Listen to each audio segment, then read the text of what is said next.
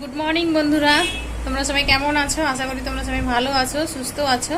আর আমিও ভালো আছি, সুস্থ আছি। তো এখন বাজে সকাল 11:30।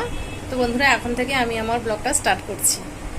আর তোমরা দেখছো Minu easy and simple lifestyle. তো আমার চ্যানেলে তোমাদের সবাইকে অনেক অনেক স্বাগত। তো বন্ধুরা, এখন সকালবেলা টুকিটাকি কাজকর্ম সেরে, আর আমাদের আজকে সকালে চা খাওয়া হয়নি, মানে এমনি ইচ্ছে করে বানাইনি। আর আমি আলু ভেজে নিয়েছিলাম, মেয়ের আজকে স্কুল আছে। তো আলু ভাজা দিয়ে আজপুরের খানিকটা ভাত থেকে গেছিলো, ওটা জল ঢেলে দিয়েছিলাম। সেই ভাতটা, জল ঢালা ভাতটা মানে পান্তা ছিল, ওটা আমার মেয়ে খেয়ে স্কুলে চলে গেছে আলু ভাজা দিয়ে। আর আমি একটু মুড়ি খেয়ে নিয়েছি, আর ছেলেও আলু ভাজা দিয়ে মুড়ি খেয়েছে। তো চলো বন্ধুরা, এখন আমি বাবা মাছ নিয়ে এসেছিলো, মাছ টাছ কেটে, চিংড়ি মাছ, তারপরে বাটা মাছ, ওগুলো কেটে ধুয়ে নুন হলুদ মাখিয়ে সবজি টবজি কেটে নিয়েছি।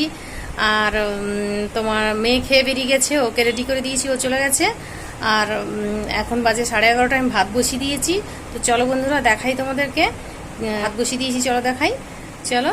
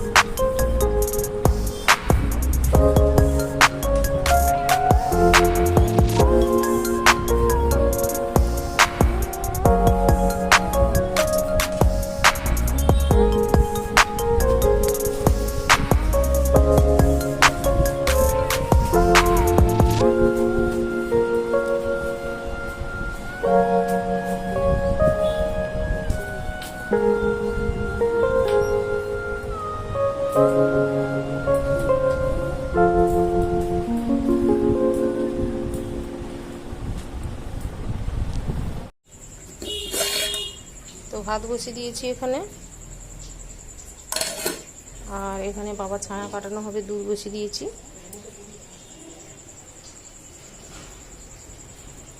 আর এই যে লেবু কেটে রেখেছি, লেবু দিয়ে ছানা কাটাই আমি। ছানাটা কাটানো হয়ে গেলে তারপরে আমি ডাল বসিয়ে দেবো। ভাতটা সবে বসিয়েছি।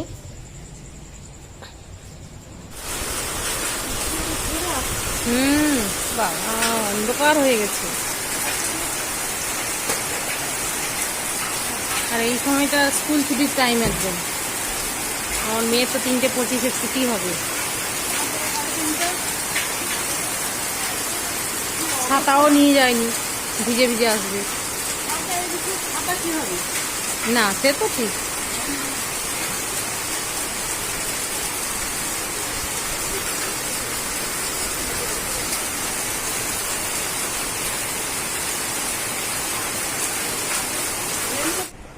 তো বন্ধুরা, এখন বাজে 9টা, আমি দোকান বন্ধ করে চলে এসেছি। আর এসে শাড়িও ছেড়ে নিয়েছি। তো তোমাদেরকে রান্না করার পর, আর রান্না করতে করতেই যা কথা হয়েছিল তোমাদের সঙ্গে, তারপরে আর দেখা হয়নি। কারণ আমি রান্না লাস্টের ওই ঘন্টটা পালং শাকের তরকারিটা তুলে দিয়ে আমি চান করতে চলে গেছিলাম।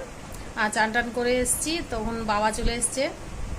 আজকে বাবা একটু তাড়াতাড়ি চলে এসছে। তো বাবা চলে এসছে, তার জন্য তরকারিটা নামিয়ে নিয়ে বাবাকে খেতে দিয়ে দিয়েছি। তোমাদেরকে আর দেখানো হয়নি পুরো তরকারি, মানে ফুল রান্নাটা তোমাদেরকে দেখানো হয়নি।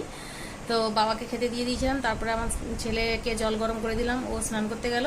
চান টান করে আসতে ওকেও খেতে দিয়েছি। আর আমার খেতে ইচ্ছে করছিল না, আসলে খিদে ছিল না। তো তার জন্যে আমি শুয়ে পড়েছিলাম। আমি ভাবলাম যে আমার বর এলে বা আমার মেয়ে এলে তখন খাবো। তো ঘুমিয়ে গেছি, কখন 3টের পরে ঘুমিয়েছি তাও। তো কখন ঘুমিয়ে গেছি জানি না। ওরা এসে সব যে যার মতো বেড়ে খেয়ে নিয়েছে। তো আমি উঠেছি 5টার পরে, 5টার বেশি হয়ে গেছিলো। তো তারপরে উঠে ভাত খেয়েছি, অল্প করেই ভাত খেয়েছি, কারণ 9 বেলা হয়ে গেছিলো। তো ভাত খেয়ে দিয়ে ছাদে জামা কাপড় ছিল, ওগুলো তুলেছি। আর তুলে জল টল ভরেছি, বিকেলবেলা জল এসেছিলো টাইমে। তো জল টল বাথরুমে ভরে দিয়েছি, নিয়ে আমি শাড়ি টাড়ি পরে দোকানে চলে গেছিলাম। আর দোকানেই ছিলাম এতক্ষণ। দোকান বন্ধ করে তাড়াতাড়ি চলে এসেছি, কারণ আমার কাজের মেয়েটা আসেনি, আমার বাসন টাসন সব পড়ে আছে, আর ঘর দোরও ঝাঁট দেওয়া হয়নি। তো যেহেতু দেরি করে ঘুম থেকে উঠেছি আর খেয়েছি, তারপর জামা কাপড় তুলেছি, জল তুলেছি, আবার শাড়ি পরেছি, দেরি হয়ে গেছে, প্রায় 6টার দিকে আমি দোকান খুলেছি। তো ওই জন্য আর কিচ্ছু কাজ হয়নি, ভাবলাম যে তাড়াতাড়ি দোকান বন্ধ করে গিয়ে তারপরে ওগুলো করবো। তো চলো বন্ধুরা, এখন আমি বাসনগুলো মেজে নেবো, কারণ আমার বাসনগুলো দুপুরে মেয়েটা আসবে না বলেছিল, কাজ আছে কোথায় যাবে বলেছিল, বৌদি আমি আসবো না। আমি বললাম আচ্ছা ঠিক আছে আমি করে নেবো। তো যেহেতু দুপুরবেলা না খেয়ে ঘুমিয়ে গেছি, বাসন টাসন কিচ্ছু মাজা হয়েছে পড়ে আছে। তো চলো বন্ধুরা, এখন বাসনগুলো কয়েকটা মেজে নেব আর ঘরটা একটু ঝাঁট দিয়ে নেবো, তারপরে দেখা যাক কি রান্না হয়। তো চলো। তো বন্ধুরা, বাসন মেজে নিয়ে ঘরটা ঝাঁট দিয়ে আমি রান্না করতে চলে গেছিলাম, আর এখন রান্না হয়ে গেছে। চলো তোমাদেরকে কি রান্না করলাম দেখাই। আর এখন বাজে 11টা, তো বাবার খাবার বেড়ে দিয়েছি, আর আমার ছেলে মেয়ে আমার বরকেও খেতে দিয়ে দেবো। চলো তোমাদেরকে দেখাই কি কি রান্না করলাম। চলো।